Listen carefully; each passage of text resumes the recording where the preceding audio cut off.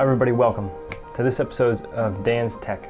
Today we're going to talk about filters and many people's opinions on them and facts about them, and should you use them, and if so, why? Stay with me.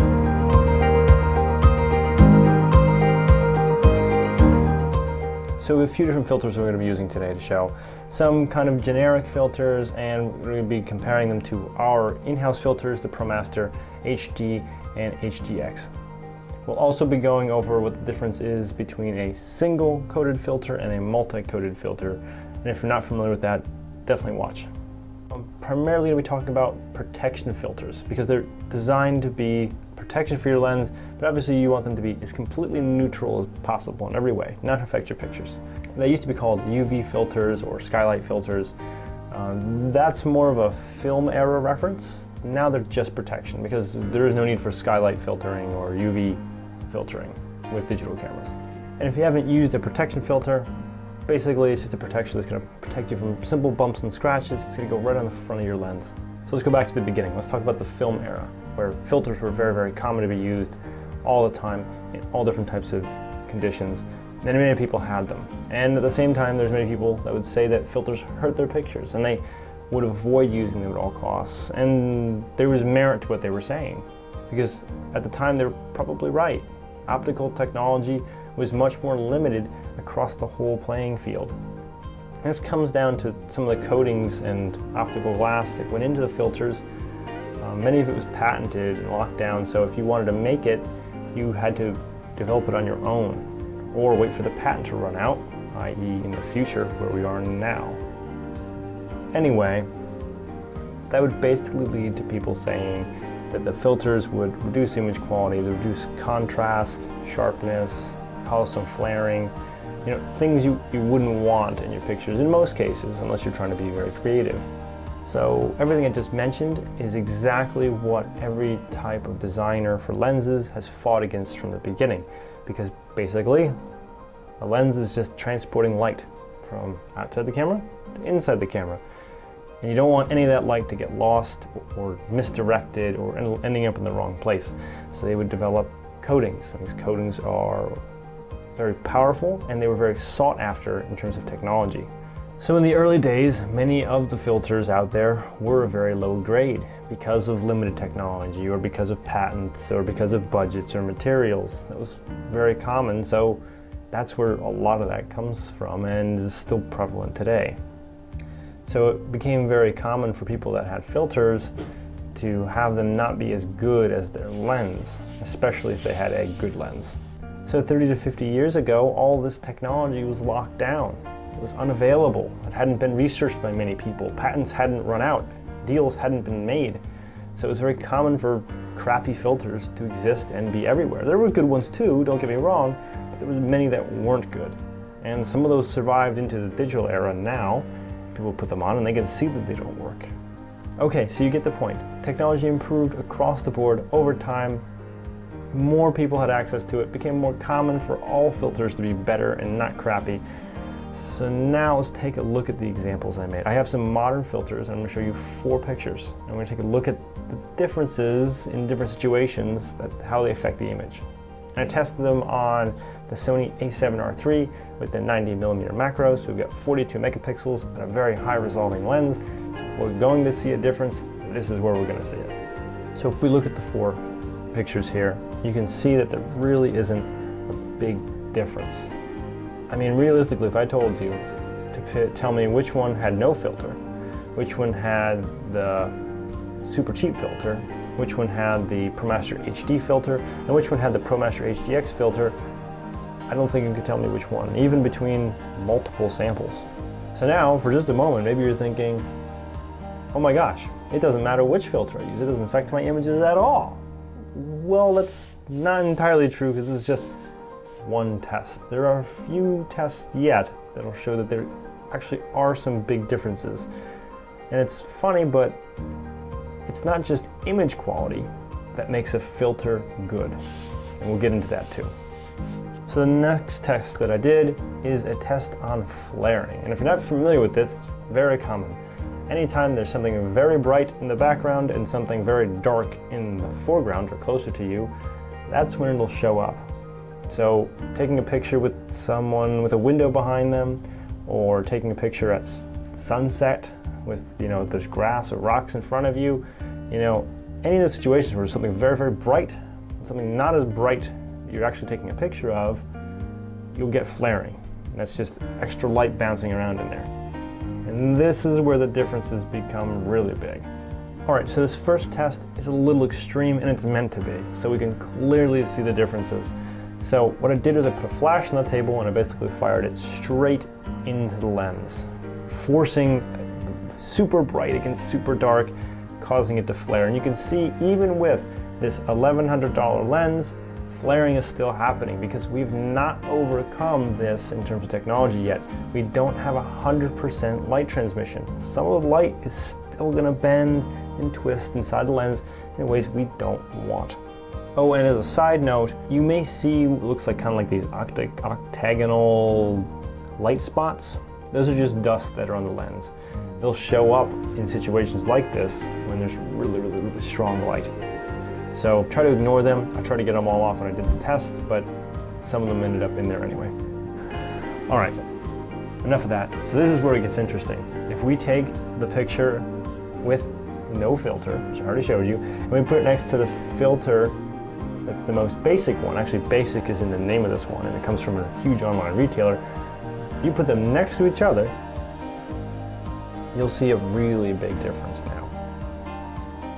And if you were thinking you had a problem with the flaring before, now it's unusable, which is crazy. And keep in mind, in many situations it won't be this bad, but it'll definitely be there. And if you've got a picture of somebody with a window in front of them, you don't need green on their face, right? So this is the type of filter you'll find most common. This is a single coated filter, meaning it doesn't have tons and tons of fancy coatings. It has optical glass, which is good, but the fancy coatings are, like we already talked about, really help get rid of all the problems that showed up in the past. You'll pay $7 to $15-ish depending on the size. That's usually what affects the price of the filter, is how big it is, how much glass is used. Okay, so this is a perfect opportunity to take a moment and talk about single versus multi-coated and actually take a look. You can actually easily tell which ones are single coated or multi-coated at just a glance. Now you won't be able to tell the quality of the coatings, but you'll be able to tell at least single from multi. So if you look here, I've got two filters very clearly. One reflects light like a mirror, and one kind of has this greenish hazed reflection that's more so invisible.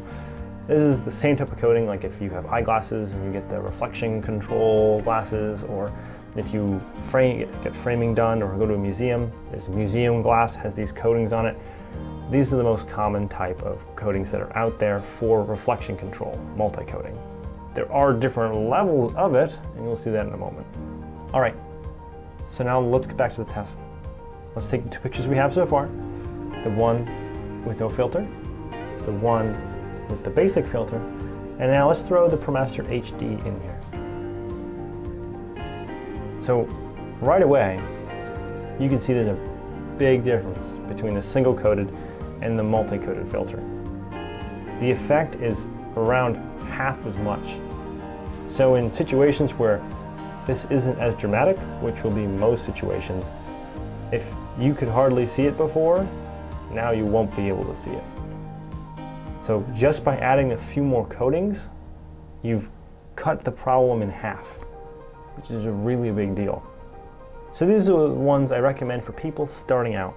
They're more budget friendly, and they obviously have a great advantage over the single coated filters.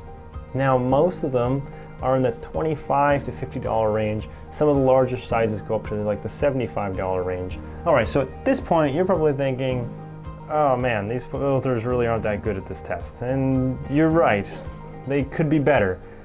And that's where we come up to the last one, the fourth filter, the Promaster HDX. So from Promaster, this is their top tier professional filter. These are the coatings that they put on there that are the best they have to offer. And this is where you really start to get the advantage. So let's take a look here. Let's put the single coated filter, the basic filter, up with the HD filter. And let's put that up with the HDX filter? Or is this the HDX filter? Now we've got two, and they're basically interchangeable. So interchangeable, in fact, that if there's any differences, it comes down to my own margin of error in doing this quick test. And that's where the big difference comes in. This is where having the best optical coatings that match the internals of your lens make the difference. So now your filter's doing everything it's supposed to in terms of functionality, and it's not affecting your pictures at all. And this is what you want, ultimately. So if we bring all of them up, you can see the difference between all of them. You understand all of this now. But if you remember, I mentioned there was more to a filter than just image quality. And this is something that the HDX also offers. So we've only been looking at what happens when light goes through it, but what happens when you use it, pick it up, protect your lens? What happens to all those things? And that's where the HDX even takes it a step further.